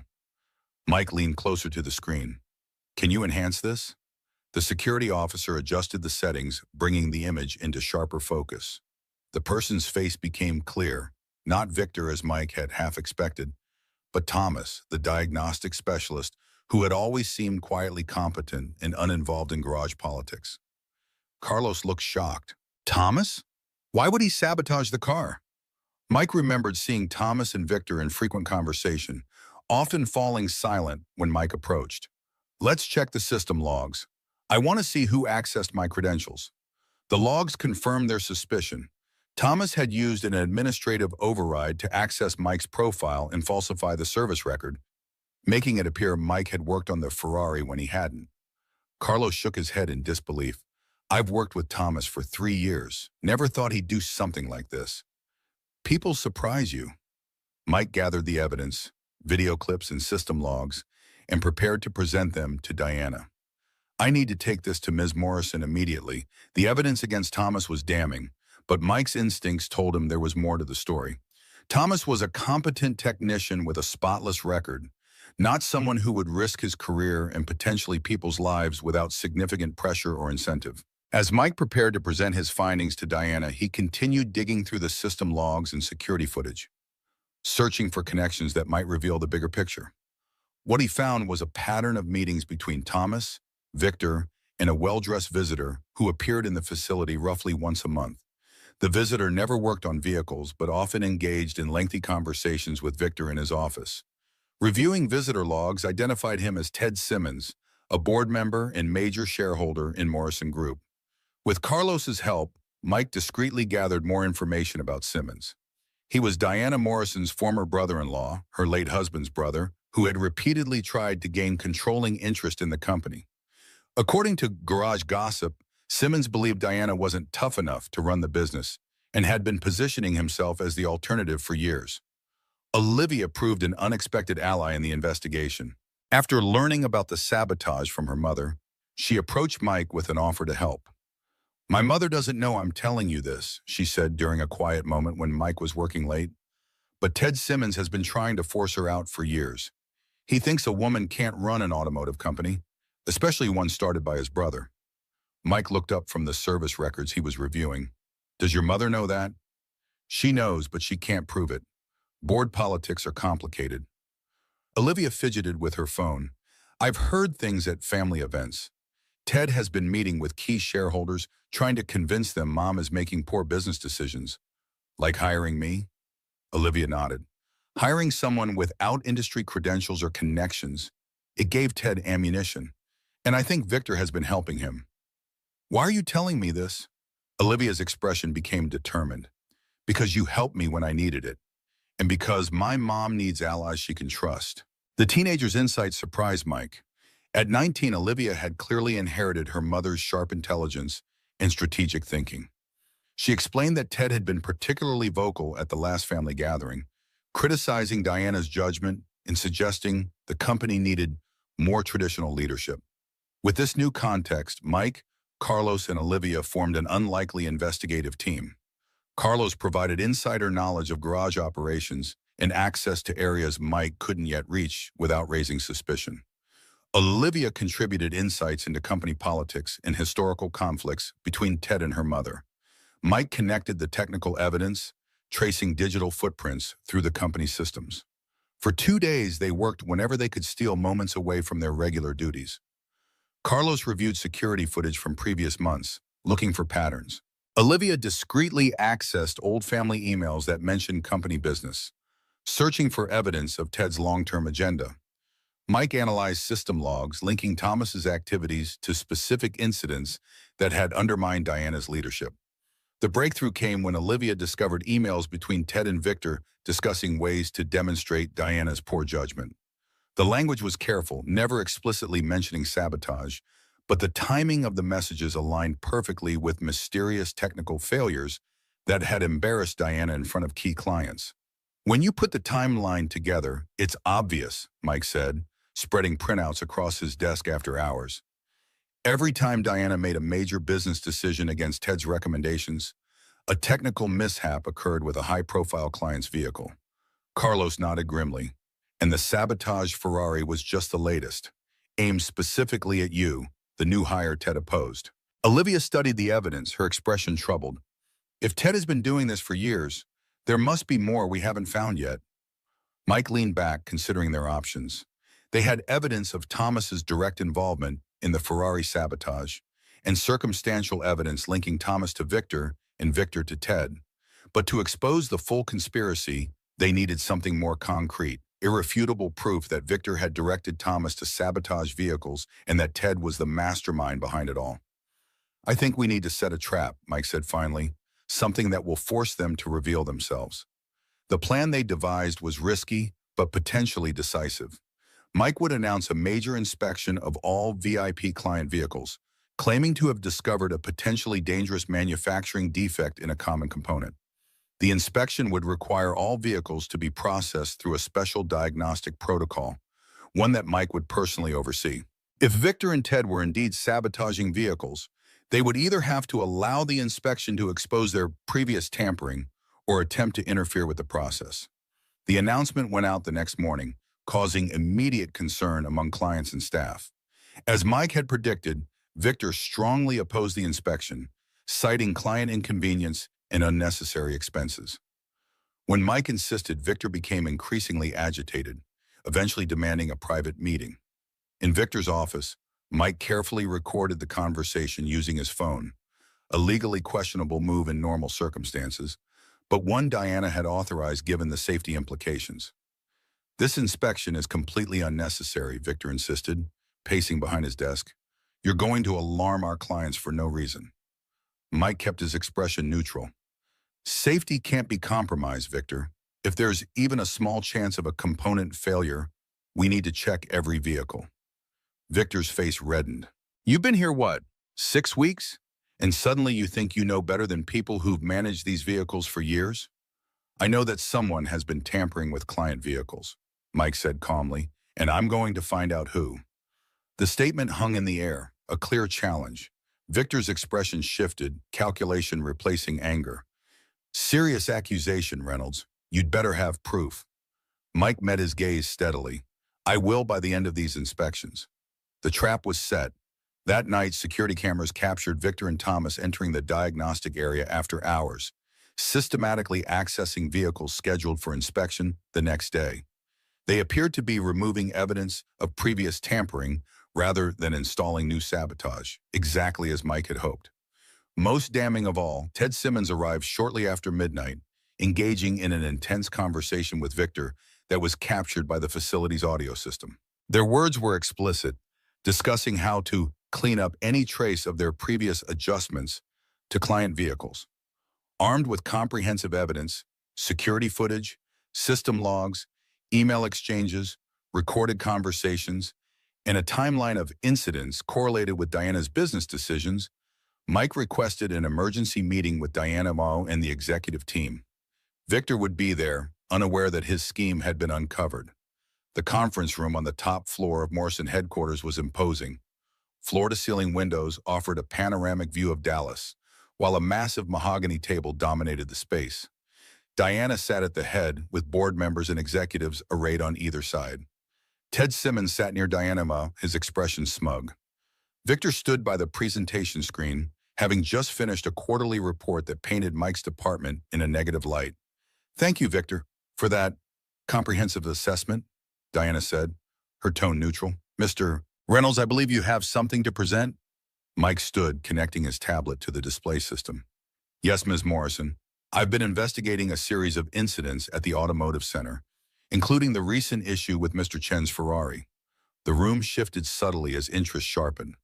Lawrence Chen was not only a major client, but also a significant investor.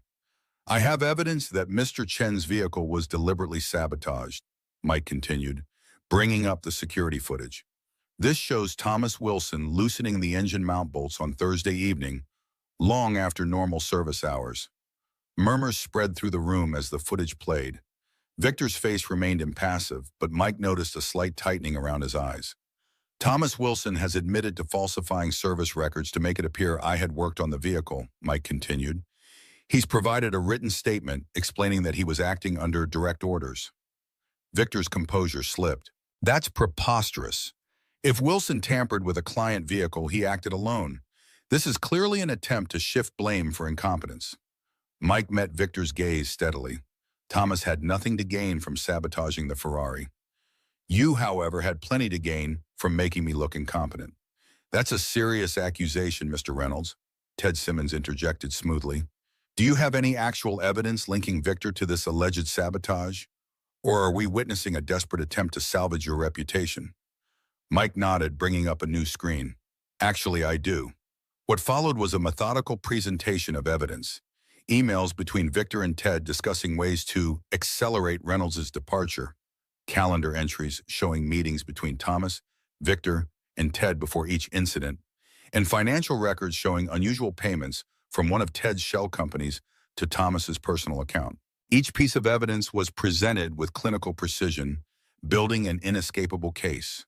Board members leaned forward, their expressions growing increasingly troubled.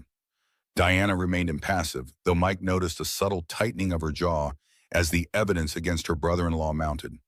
Most damning were the recorded conversations between Victor, Thomas, and Ted, captured by the garage's security system just the previous night. Make sure there's no evidence of our previous work, Ted had instructed. Diana can't know how long we have been managing these mechanical issues to demonstrate her poor judgment. As the recording played, Ted's face drained of color. He leaned over to whisper urgently to his attorney, who had suddenly become very busy taking notes. Mike concluded his presentation with a comprehensive timeline, linking each mechanical failure to specific business decisions Diana had made against Ted's recommendations, going back nearly 3 years. When Mike finished, silence hung heavy in the air. Finally, Diana spoke, her voice dangerously calm. Victor, would you care to respond to these allegations? Victor's composure had crumbled. His eyes darted between Ted, who was still whispering to his attorney, and Diana, whose steady gaze offered no escape. These recordings are taken out of context. I was discussing theoretical scenarios, training exercises, and the payments to Thomas Wilson's account, Diana asked. Were those theoretical as well? Ted suddenly stood. This is absurd. These so-called evidences are clearly fabricated by Reynolds to cover his incompetence. Victor has served this company faithfully for years. Mike brought up one final piece of evidence, an email from Ted to Victor. Diana's judgment in hiring this mechanic proves she's unfit to lead. Once we've demonstrated Reynolds' incompetence publicly, the board will have no choice but to reconsider leadership. The room erupted in voices, board members demanding explanations, executives expressing shock. Through the chaos, Mike's eyes met Diana's. She gave him a slight nod of acknowledgement before turning to address the room. Gentlemen, ladies, please. Her voice cut through the noise, commanding immediate silence. The evidence presented appears substantial and deeply troubling. Victor, Ted, you have the right to respond, but I suggest you consider your words carefully. Victor, now visibly sweating, looked to Ted for guidance. Ted remained standing, his expression thunderous. This is a witch hunt, Diana. You've never forgiven me for challenging your decisions. So you've enlisted this mechanic to fabricate evidence against you. Diana's eyebrow arched elegantly. The security footage is fabricated? The financial transactions documented by our own accounting department are fabricated? Your emails, sent through company servers, are fabricated? Ted faltered, realizing the extent of the evidence against him. Victor broke first. It wasn't supposed to go this far, he blurted, his voice cracking. No one was supposed to get hurt. We just wanted to prove she was making poor decisions. Ted shot Victor a venomous look. Shut up, you fool. But Victor had reached his breaking point.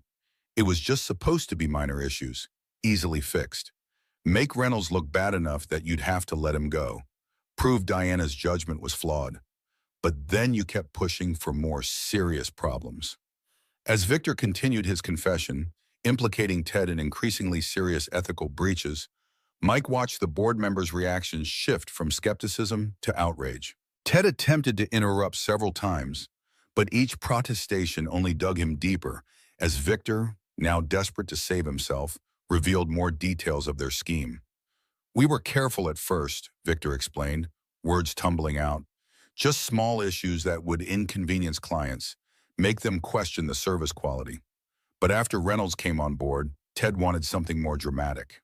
The Ferrari's engine mounts, that was crossing a line. Someone could have been seriously injured if the engine had shifted during hard driving. Finally, Diana raised her hand, silencing the room once more. She turned to Victor, her expression a perfect blend of disappointment and cold fury.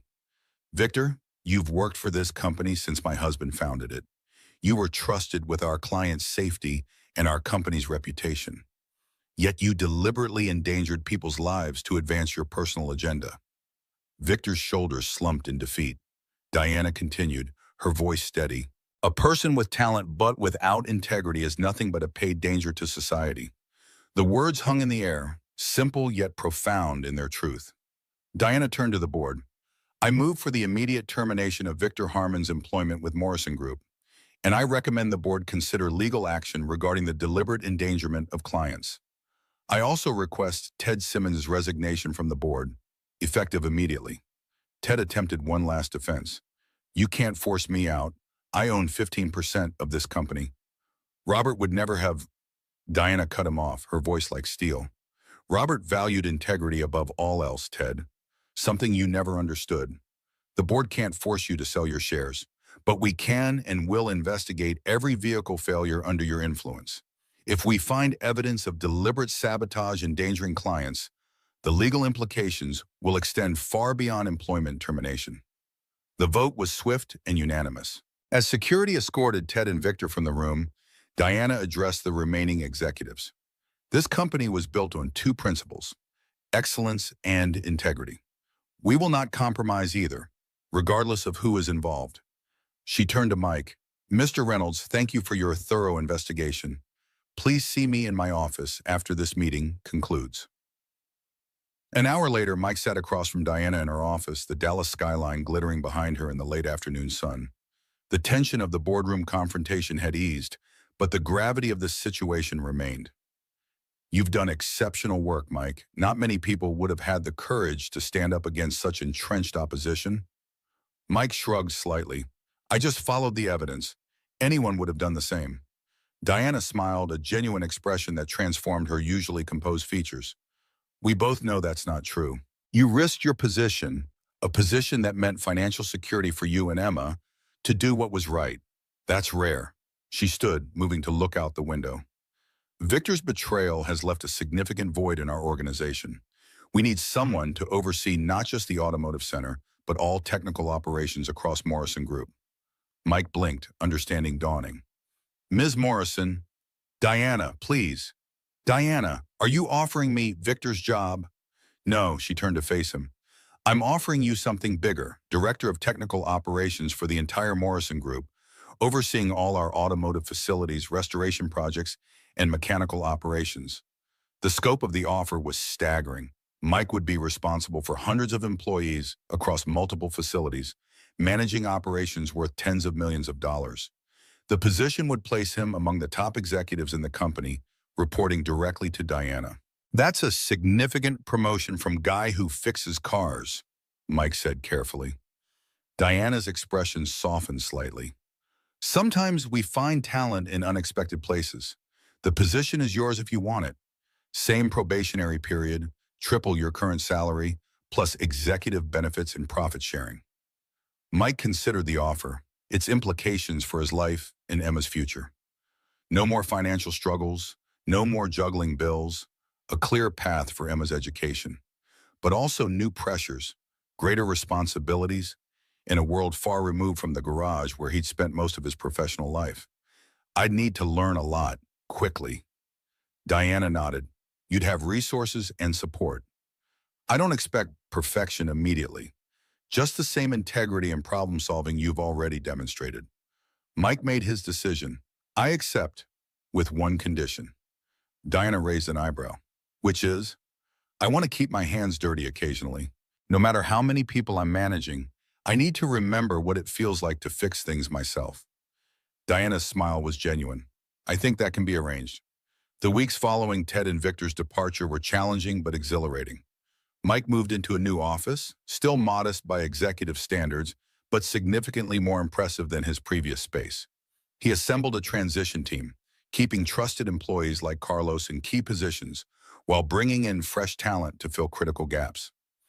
His approach to leadership drew from his experience as a mechanic, diagnose the problem thoroughly, use the right tools for the problem, and test the solution under real conditions. Where other executives might rely solely on reports and metrics, Mike insisted on regular facility visits, often appearing unannounced to work alongside technicians and gain first-hand understanding of challenges. The automotive staff, initially skeptical of his rapid promotion, gradually warmed to his hands-on management style. Unlike Victor, who had managed through fear and favoritism, Mike fostered a culture of accountability balanced with respect. Mistakes were treated as learning opportunities rather than failures, but negligence was never tolerated, especially where safety was concerned.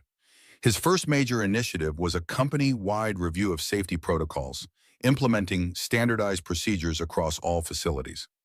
The comprehensive Reynolds Standard, as it became known internally, combined rigorous technical requirements with practical training and clear accountability measures. The result was an immediate decrease in service-related issues and a corresponding increase in client satisfaction. Emma thrived during this transition period, adapting to their improved circumstances with characteristic resilience. They moved from their modest home to a comfortable townhouse closer to the Morrison headquarters, though Mike insisted on keeping many of their original furnishings. New job doesn't mean we need a new life, he explained to Emma. Just a better version of the one we have. At school, Emma's academic performance improved as financial stress receded from their lives. She joined the robotics club, discovering an aptitude for electronics that made Mike both proud and slightly intimidated. You get that from your mother, he told her one evening, as she explained a circuit design with enthusiasm that reminded him painfully of Sarah. The most unexpected development, however, was the deepening friendship between Emma and Olivia. Despite their age difference and vastly different backgrounds, the girls had formed a genuine bond. Olivia had become a regular visitor to their new home, often joining them for dinner or weekend activities. Emma, in turn, occasionally visited the Morrison estate, though she admitted to Mike that the grandeur made her uncomfortable. "They're so rich, Dad," she whispered after her first visit. "They have an actual fountain inside their house." Mike's work brought him into frequent contact with Diana, their professional relationship evolving into a productive partnership based on mutual respect. Where Ted had seen Diana's softness as weakness, Mike recognized it as a different kind of strength, an emotional intelligence that complemented her business acumen, allowing her to lead through inspiration rather than intimidation. Their collaboration proved remarkably effective. Diana's strategic vision paired with Mike's practical approach yielded innovations that enhanced both the company's reputation and its profitability.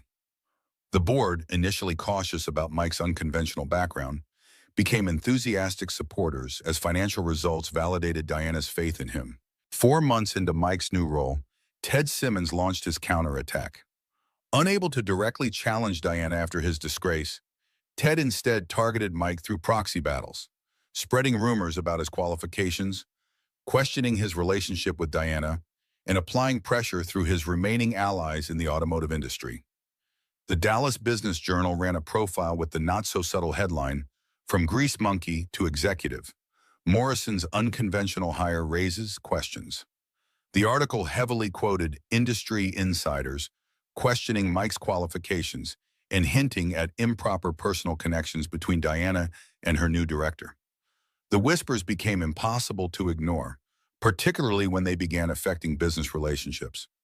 Several longtime clients requested meetings with Diana, ostensibly to discuss their accounts, but ultimately raising questions about the sudden changes in company leadership. Diana handled the public relations aspect with practiced grace, issuing statements that emphasized Mike's technical expertise and innovative management approach. Behind closed doors, however, the pressure took its toll on both of them. "I'm sorry you're being dragged through this," Diana said during a late strategy session. "Ted has always been vindictive, but this is low even for him." Mike shrugged, reviewing the latest industry analysis. "I've been called worse than Grease Monkey. It's you I'm worried about. These rumors about us." Diana's expression tightened momentarily. "My personal life has been fodder for gossip since I took over the company. This is nothing new, but it's affecting the business. Some of the dealers are getting nervous, and it's complicated things between us professionally." It was true. Since the rumors began, their previously comfortable working relationship had acquired an awkward edge. They were both overly conscious of appearances, limiting one-on-one meetings and maintaining rigid formality in public. Strategy sessions that once flowed naturally now felt stilted, with both carefully monitoring their language and behavior. Meanwhile, Emma and Olivia had become increasingly close, complicating the personal boundaries between the families. The girls spent weekends together, attended the same events, and were beginning to function as a unit despite their age difference. Their friendship was a positive development, but it created additional pressure on Mike and Diana to navigate the complex territory between personal and professional relationships. The situation came to a head at the annual Morrison Group Charity Gala, a high-profile event attended by clients, industry leaders, and Dallas society. Mike, uncomfortable in his rented tuxedo, had brought Emma, who was wide-eyed at the opulence around her. Diana had suggested that Olivia could show Emma around, giving the preteen a friendly guide through the intimidating social landscape. The girls disappeared into the crowd, leaving Mike to navigate the room alone, conscious of the whispers and glances that followed him. He was examining a display of automotive memorabilia when Ted Simmons appeared beside him, champagne flute in hand. "Enjoying your ascension to the upper echelons, Reynolds?" Ted's smile didn't reach his eyes. Quite a leap from changing oil to sipping champagne with the elite. Mike met his gaze calmly. "I still prefer a good beer, actually, but the company's nice." Ted chuckled without humor. "You know it won't last, don't you? Diana's infatuations never do. Once she tires of her man of the people phase, you'll be back in that little garage, wondering what hit you. Is there something specific you wanted, Mr. Simmons? Or did you just come over to demonstrate why people find you so charming? Ted's eyes hardened. A word of advice. When Diana pushes you aside, and she will, don't make the mistake of thinking you matter to her. You're a novelty, a project, just like all the others. Before Mike could respond, Diana appeared beside them, resplendent in a midnight blue gown. Her smile was polite, but her eyes were ice as she regarded her former brother-in-law. Ted, I see you're getting reacquainted with Mike. How lovely. Just sharing some institutional wisdom, Diana. Ted's smile was razor sharp. Someone should warn the new executives about the temporary nature of your favor. Diana's expression didn't change, but something dangerous flickered in her eyes. The board meeting is next week, Ted. I understand you'll be presenting your formal resignation then. Ted's smile faltered. You can't force me out completely. I still own shares. Yes, you do. And as a shareholder, you are welcome to attend functions as an invited guest. Diana's emphasis made it clear this might be Ted's last such invitation. If you'll excuse us, Mike and I have business to discuss. She guided Mike away with a light touch on his arm, leaving Ted seething behind them. Once they were out of earshot, her composed facade cracked slightly. I apologize for that. Ted has always believed he deserved to run the company simply because he's a Simmons. When my husband died and left controlling interest to me, Ted never forgave either of us. Mike studied her, noting the tension in her shoulders despite her outward composure. He's been spreading rumors about us. Diana sighed. Yes, it's his preferred tactic when he can't win directly. Undermine my judgment by questioning my personal relationships. They found a relatively quiet corner near a display of vintage racing photographs. Diana glanced at them, a distant expression crossing her face. You know, my husband Robert started this company with one garage and 3 vintage cars he restored himself. Diana's voice held a nostalgic quality Mike had never heard before. He was a brilliant mechanic with an eye for detail that could spot a non-original screw from across the room. Mike looked at her with new interest. I didn't know that. Most people don't. Diana smiled faintly. When we met, I was running a small marketing firm. He hired me to promote his restoration business. 6 months later, we were married. Everyone thought it was a whirlwind romance. But when you know, you know. Mike noticed she was looking at a particular photograph, a young man in overalls leaning over the engine bay of a classic Ferrari, his expression pure joy. Is that him? Diana nodded. Robert Simmons, finest mechanic in Texas, according to the article that photo accompanied. She turned to Mike, something vulnerable in her expression. You remind me of him sometimes.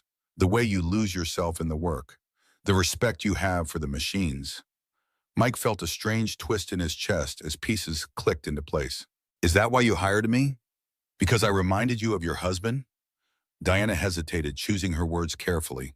It's what first caught my attention, yes. When I saw you helping Olivia that night, something in your manner, the care you took, the quiet competence, it reminded me of Robert. Mike absorbed this, uncertain how to feel. So the job offer wasn't really about my skills? No, Diana said firmly. The reminder might have made me notice you, but the offer was based entirely on your abilities and character. I wouldn't risk my company on sentiment, Mike. Before he could respond, they were interrupted by Emma and Olivia, breathless with excitement from exploring the gala. The moment passed, but the question lingered in Mike's mind throughout the evening and in the days that followed. Was he valued for his own merits? Or was he merely a ghost of Diana's past? The thought nagged at him, affecting his confidence and his performance. Key decisions became second-guessed. Interactions with Diana grew stilted, and the rumors Ted had spread seemed increasingly plausible in his darker moments. Diana, too, seemed to withdraw, their once easy professional rapport now formal and distant. Board meetings and executive functions became exercises in careful neutrality, both of them hyper-aware of the scrutiny they faced. The emotional toll of maintaining this facade began to affect their work, with projects delayed and communication breakdowns occurring more frequently. Mike found himself spending more time in the garage facilities, hands deep in engines, rather than managing operations from his office. The physical work grounded him, providing clarity that eluded him in the executive suite. It was during one of these self-imposed working retreats that Carlos approached him, concern evident in his expression. You've been avoiding the big office for 2 weeks now, Hefe. Everything okay? Mike wiped his hands on a shop rag, considering how to respond. Just needed to remember why I do this. Sometimes all the meetings and reports make you forget what the work is actually about. Carlos nodded, though his expression remained skeptical. The teams noticed the tension between you and Ms. Morrison. People are wondering if Ted Simmons's rumors have some truth to them. Mike stiffened. What do you mean? Carlos shrugged uncomfortably. That you were hired for, personal reasons. That your promotion wasn't about your abilities. The words hit Mike like a physical blow, confirming his own deepest insecurities. If the staff was questioning his legitimacy, how long before the board followed suit? How long before Diana herself began to regret her decision? A month after the gala, Mike sat alone in his office, staring at a resignation letter on his computer screen. The past weeks had been a struggle of self-doubt and growing discomfort. Despite his success in the role, implementing new safety protocols, restructuring maintenance schedules, improving team morale, he couldn't shake the feeling that his position was built on Diana's nostalgia rather than his actual abilities. The knock on his door was so soft he almost missed it. He looked up to find Emma and Olivia standing in the doorway, their expressions unusually serious. "Dad, can we talk to you?" Emma asked. Mike closed his laptop. "Sure, Pumpkin. What's up?" The girls exchanged glances before Olivia spoke. "We know you're thinking about quitting." Mike blinked in surprise. "How did you—" Emma rolled her eyes. "You've been moping around for weeks, Dad, and you were looking at resignation letter templates on your computer last night. I saw it when I brought you coffee." Mike sighed. "It's complicated, girls. Is it because of what people are saying about you and my mom?" Olivia asked directly. "Partly," Mike admitted, "but it's more than that. I'm just not sure I belong here." The girls sat down across from him, Emma leaning forward intently. "Dad, you've always told me that running away isn't the answer, that we face problems head on. This isn't running away, Emma. It's recognizing when something isn't the right fit." Olivia's expression grew determined. "Have you actually talked to my mother about this? About why you think you don't belong?" Mike shifted uncomfortably. "We've been keeping things professional." "That's stupid," Olivia said bluntly. "Both of you are miserable, the company is suffering, and neither of you will just talk to each other." Emma nodded in agreement. "Olivia's mom thinks you're pulling away because you don't want to work with her anymore. And you think she only hired you because you remind her of her husband. You're both wrong and you're both too stubborn to figure it out." Mike stared at his daughter, taken aback by her insight and directness. "When did you get so wise?" Emma grinned. "I've always been the smart one in the family, Dad." Olivia leaned forward, her expression earnest. "My mom talks about your work all the time, how you've improved safety standards, how you've developed the restoration division, how you've earned the respect of people who've been in the industry for decades. That's not about my dad. That's about you." The conversation with the girls left Mike thoughtful. That evening, after much consideration, he called Diana and requested a meeting. Not at the office, but on neutral ground where they could speak openly without corporate politics or appearances to consider. They met at a small cafe halfway between their homes, casual in jeans rather than business attire. After ordering coffee, they sat in awkward silence until Diana finally spoke. "Olivia tells me you have been considering resignation." Mike nodded. "I drafted the letter this afternoon. May I ask why?" Mike met her gaze directly. "Because I don't want to be a replacement for Robert." Diana's expression shifted from neutral to surprised. "Is that what you think? That I hired you to replace my husband? The thought has crossed my mind." Mike's voice was steady. "At the gala, you said I reminded you of him. And Ted suggested that I'm just a project for you, something temporary." Diana's laugh was sharp and without humor. "And you believed Ted Simmons over me?" "Not intentionally, but it made a certain sense." Mike shrugged. "Why else would someone like you take a chance on someone like me?" Diana studied him for a long moment, her expression softening. "Mike, when Robert died, I lost not just my husband, but my partner in every sense. He understood cars, and I understood business. Together, we built something special." She paused, gathering her thoughts. "Yes, something about you that night reminded me of him. The care you took with Olivia, the respect you showed for the work. But that was just what made me notice you." What made me hire you was your integrity, your skill, and your commitment to doing things right. Mike listened, wanting to believe her, but still uncertain. Diana continued, her voice growing more passionate. Do you think I would risk my company, the legacy Robert and I built together, on sentimentality? Do you think I would jeopardize the safety of our clients, the future of our employees, just because someone reminded me of my late husband? When you put it that way, it's absurd, Mike. Diana reached across the table, briefly touching his hand. Yes, there was a moment of recognition when we met, but everything since then, the job offer, the promotion, all of it, has been based entirely on your performance and character. She leaned back, her expression growing reflective. When Robert died, Ted expected me to sell my shares to him.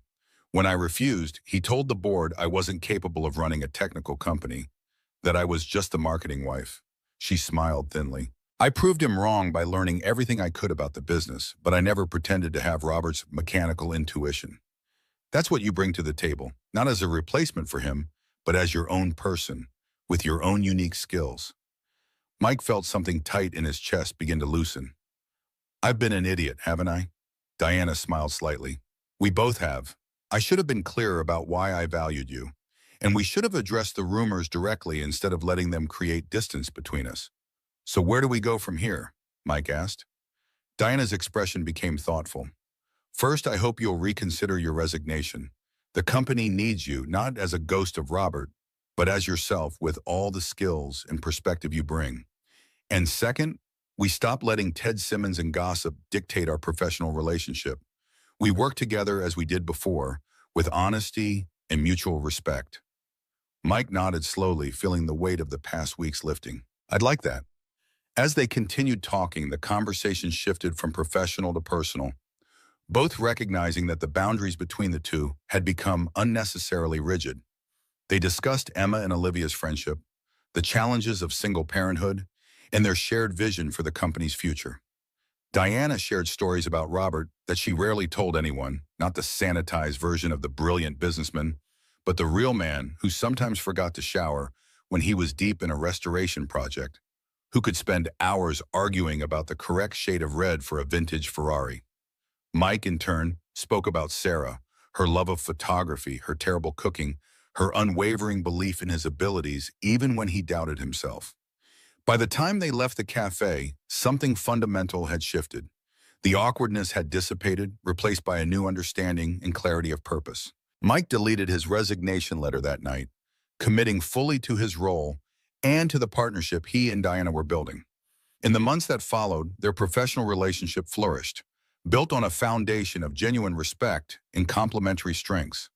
Ted's rumors gradually lost power as the company's continued success under their leadership spoke louder than gossip.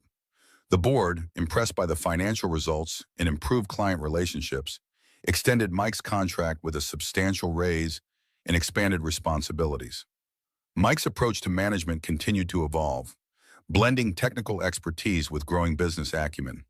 He initiated a comprehensive training program for promising mechanics, creating pathways for advancement that hadn't existed before. Under his guidance, the restoration division expanded into a significant profit center, attracting collectors from around the world. Diana, freed from the constant need to defend her technical decisions, focused more on strategic growth and industry relationships. Together, they positioned Morrison Group at the forefront of the luxury automotive sector, respected not just for the quality of their vehicles, but for the integrity of their operations. Emma and Olivia's friendship deepened, each girl bringing different perspectives to the other's life. Emma's practical approach and technical curiosity balanced Olivia's social sophistication and business instincts. They became inseparable companions, supporting each other through the challenges of adolescence and family dynamics. 1 year after Mike accepted the director position, Diana approached him with a new proposal, establishing the Morrison Technical Academy, a training center for aspiring automotive technicians with a particular focus on underserved communities. The concept aligned perfectly with Mike's belief in creating opportunities based on skill rather than connections. The academy quickly became his passion project, a way to formalize the mentoring he had always provided informally. The curriculum combined technical excellence with practical business skills, creating graduates who understood both the mechanical and commercial aspects of the industry. A scholarship program, funded by both Morrison Group and Mike personally, ensured that financial barriers wouldn't prevent talented students from attending. On the day of the Academy's grand opening, Mike stood at the podium, looking out at the inaugural class of apprentices. The facility, a state-of-the-art training center on the former site of his original garage, represented everything he believed in: opportunity, excellence, and integrity. Emma and Olivia sat in the front row, both wearing Morrison Academy t-shirts and beaming with pride. At 17, Olivia had developed a serious interest in automotive design, while 13-year-old Emma showed promise as a diagnostic specialist with an intuitive understanding of electronic systems that sometimes left even Mike baffled. Diana stood at the side of the stage, elegant as always, but more relaxed than she had been a year ago. The company had thrived under their partnership, expanding into new markets while maintaining the core values of excellence and integrity. Ted Simmons had eventually sold his shares and disappeared from their lives, his influence diminished and his rumors forgotten. As Mike concluded his speech, he offered the words that had become something of a personal motto: "Sometimes fixing a car can lead to fixing a life." The applause was warm and genuine. Afterward, as students and families mingled during the reception, Diana joined Mike, Emma, and Olivia. "Well done, Director Reynolds," she said with a smile. "You've built something remarkable here." "We built it," Mike corrected. "All of us." Diana nodded in acknowledgement, watching as Emma explained a complex diagnostic system to an impressed group of adult technicians. "They've both grown so much this year." Mike followed her gaze, pride swelling in his chest. "They have. Sometimes I can't believe how lucky we are." "Luck had little to do with it," Diana said softly. "You made a choice that night to help a stranger with a flat tire. Every good thing that's followed came from that single decision to do what was right, even when there was no apparent benefit to yourself." Mike considered this, remembering the path that had led him here, from struggling mechanic to executive, from isolated widower to part of an extended family that included Diana, Olivia, and the broader Morrison community. "You know," he said thoughtfully, "when Sarah died, I thought I'd never feel like I belonged anywhere again, that Emma and I would always be just surviving." "And now?" Diana asked. Mike smiled, watching Emma and Olivia laughing together, surrounded by the future they were all building. "Now I know better. Sometimes the things that had seemed broken beyond repair are just waiting for the right hands to fix them." Diana's eyes met his, warm with understanding and something more, a connection forged through shared values and mutual respect that had grown deeper with time. She didn't need to respond. The successful academy around them, the thriving company they led together, and the family they had formed spoke volumes. As they moved through the reception, greeting students and instructors, Mike reflected on the unexpected journey that had brought him here. From a chance encounter on a dark street to a new beginning he could never have imagined. Life, like the most complex engine, sometimes required only the right adjustments to run beautifully again.